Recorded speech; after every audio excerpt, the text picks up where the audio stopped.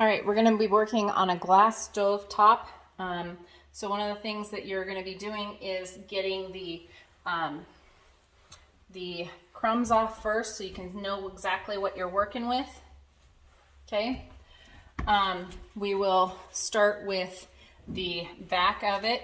Hold on, let me put a little extra cleaner on here. It's a little dry. So then I start at the top here. There's, of course, always some splatters up there, even if you don't like it. Eyeball this area back here, and underneath a microwave, just this ledge right here. It's not so much the door, but it's underneath the microwave. There is a filter down here that sometimes on the microwave I will check while I'm doing the stove. If it's super, super bad, I will go ahead and pull it out and soak it in the sink in some hot water and some crud cutter. But I don't tend to do that very often. Now with the oven, back to the stovetop, sorry, I will pull off these and put them down in order. Okay, so this is where we will be, getting some underneath there where those handles are. If you can't tend to get those handles off, try twisting and pulling at the same time. Sometimes I'll even need to use two hands because they'll stick real good. So make sure that you're getting this horizontal line right here. A lot of things get stuck in there. And then I'm wiping down, if you see that, where I can push all of the crumbs down.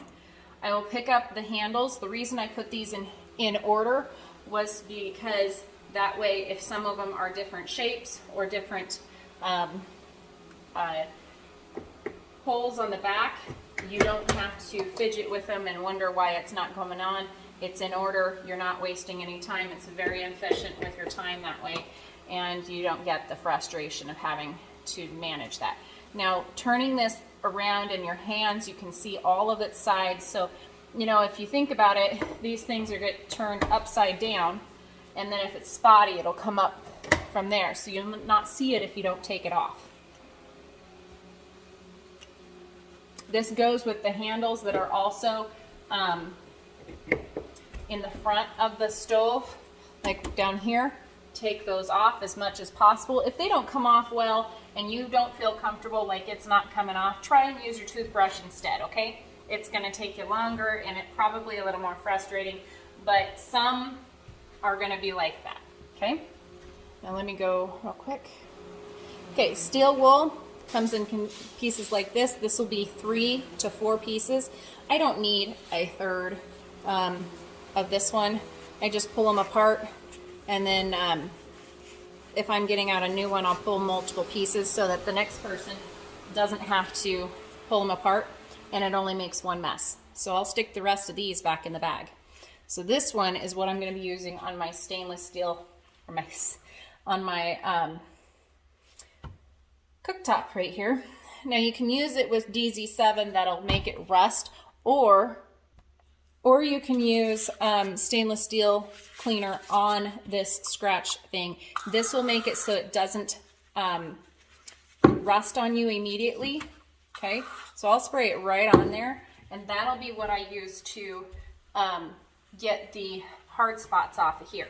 Now, if you realize that they're really cooked on, yes, I definitely want you to clean it off with DZ7 first. We're disinfecting it first.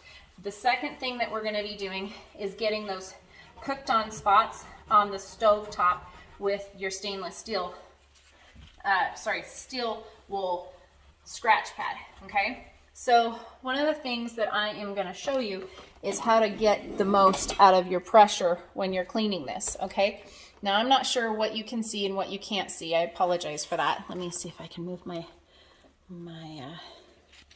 we go. I think that should do it. So there's some cooked on food right here. My fingers aren't going to be the strongest things to push on like this. So one of the things I use is my palm right here or my knuckles. Okay, so I can put my knuckles down on top, then I put my hand on top of it and just push that way. If that's not working, I use my palm and I will just sit here and rub on this thing until it disappears. Okay? All right. And the thing is with this is it's very hard to see if you actually got it done if it's wet with DZ7. So you almost need to take a dry rag, or when you're coming back with the stainless steel cleaner, double check the top of your glass cooktop.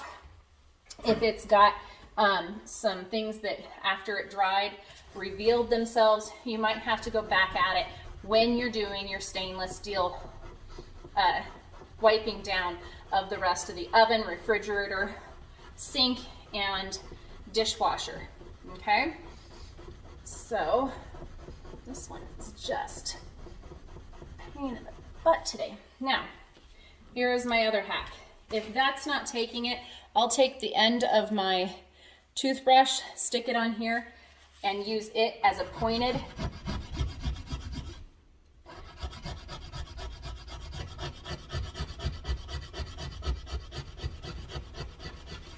okay.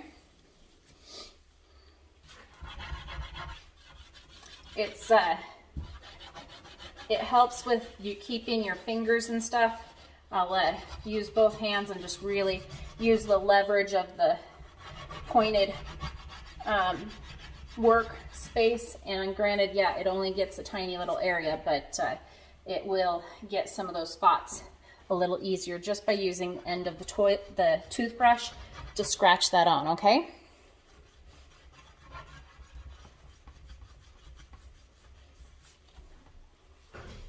All right.